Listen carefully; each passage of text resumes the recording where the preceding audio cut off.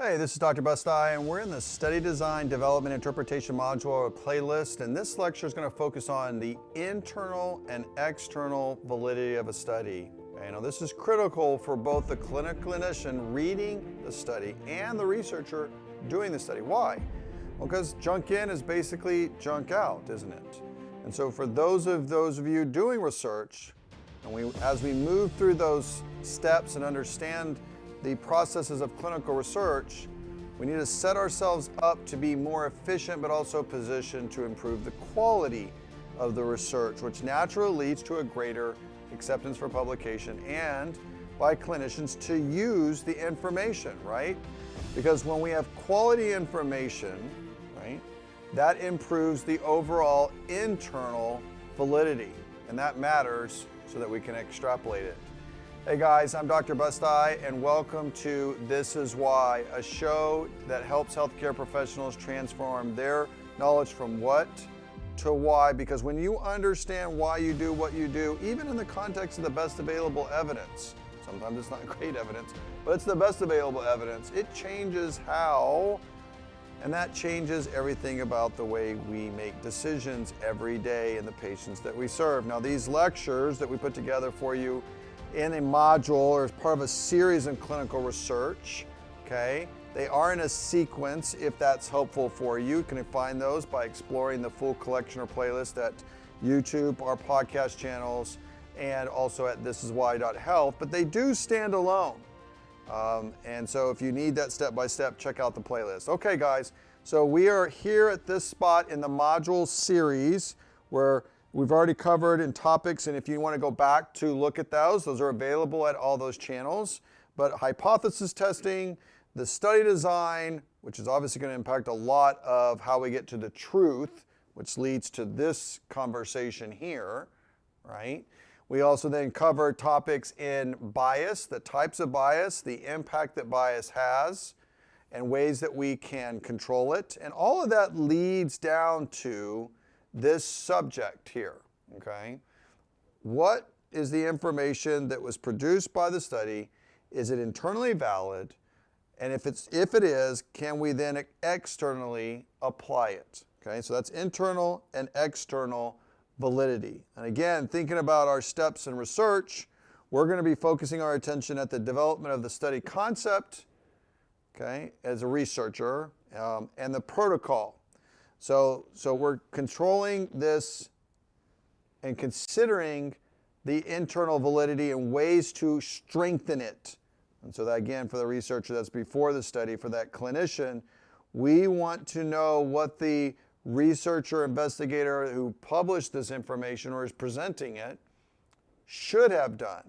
And maybe they did, maybe they didn't, right? But that's that transparency and that accountability that when we do it correctly, and the more so that we do it up front, the more likely we're going to produce quality research.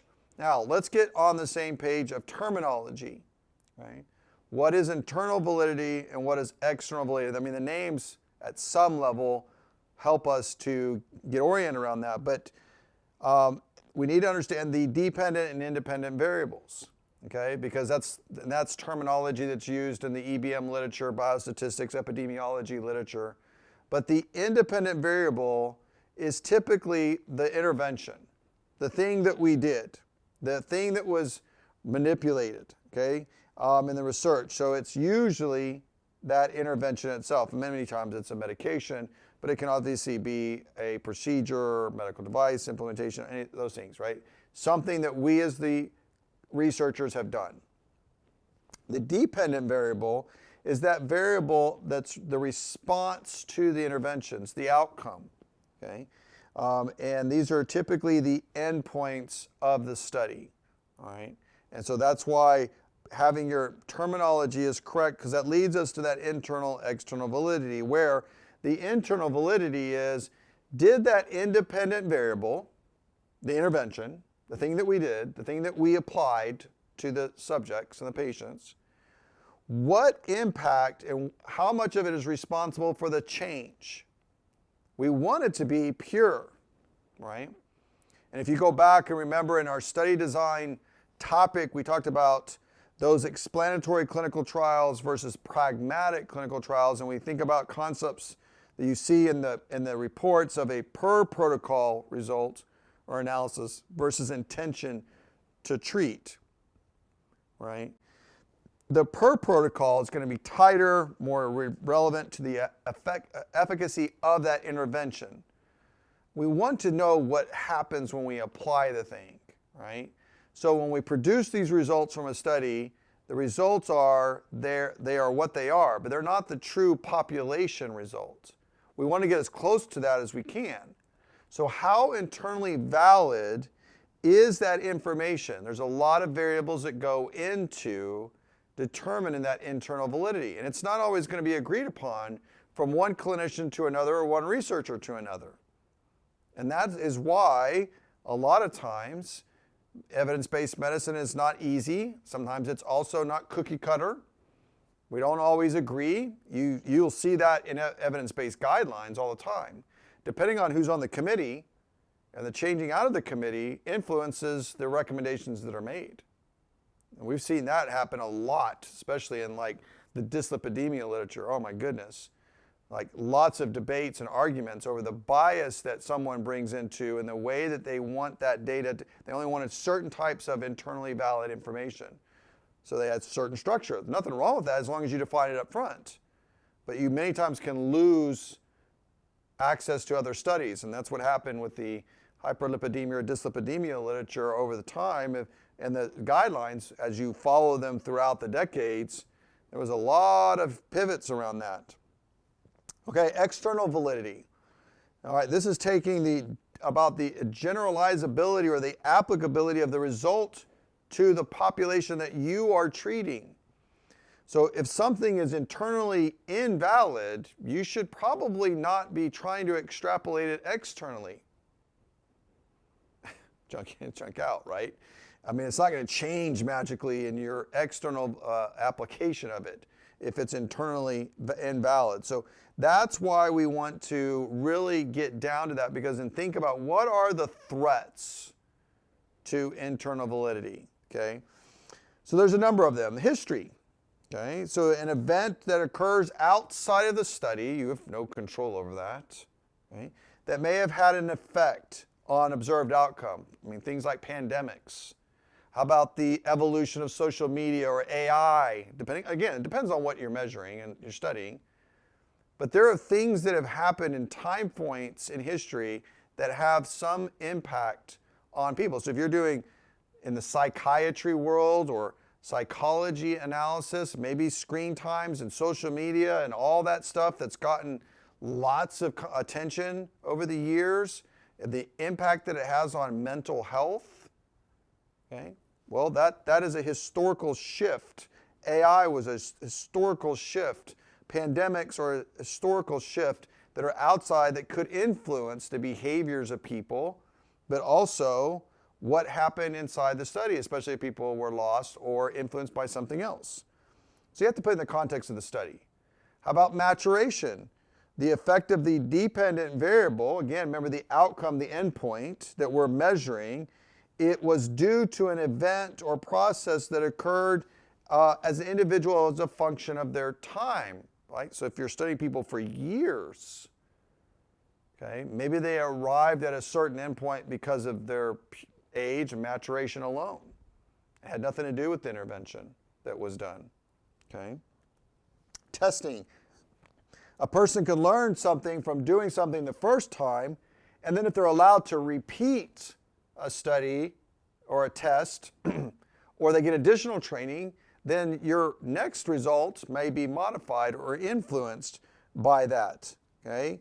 What if the instrument has gone through a calibration or a change in the way you measure or use the tool that was done within one particular study? So that can change the observer's scores, okay, or the participant scores.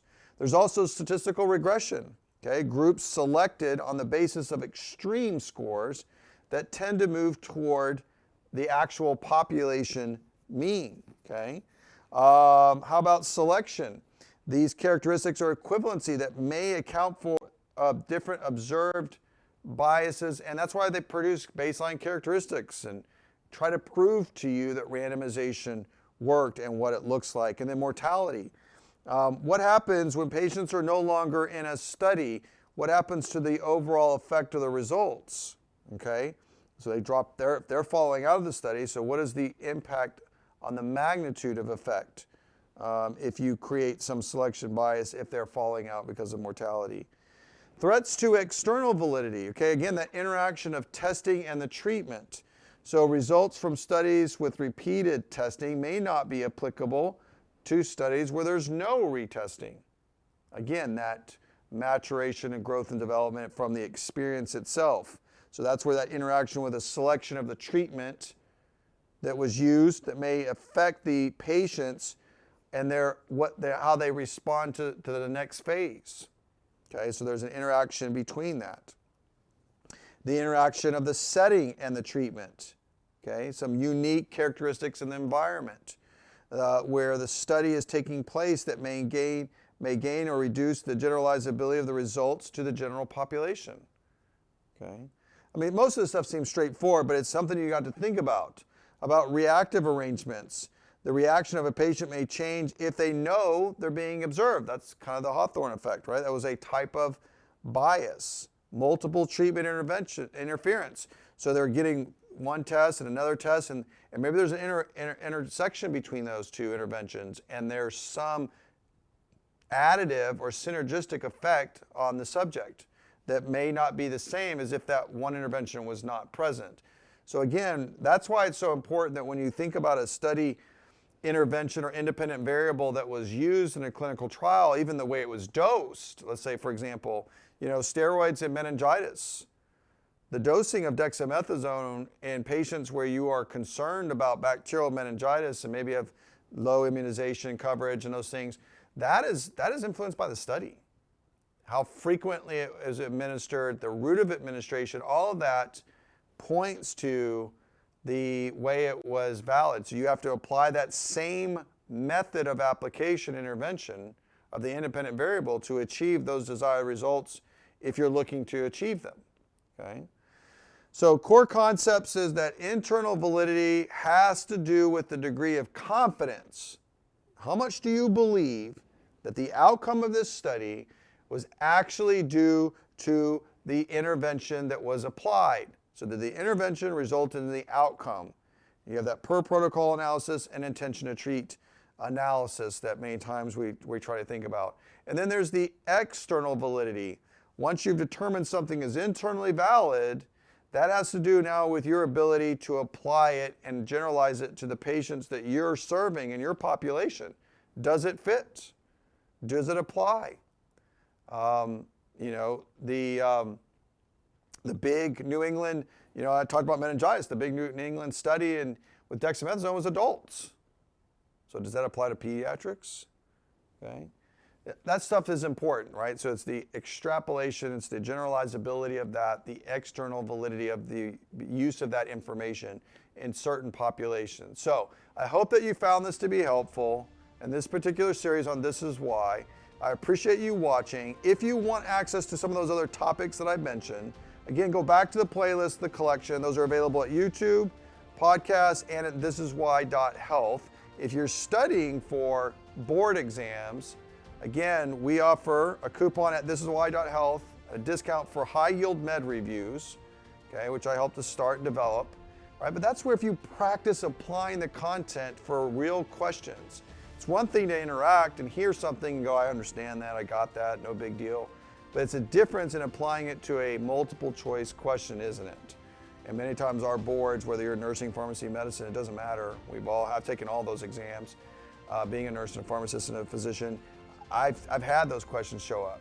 And so you need to be able to practice applying it. If you're in a residency program or training program and your program wants tools like this or a program that's structured, we can put that together for you. We do that over that high yield med review. So thanks so much for joining.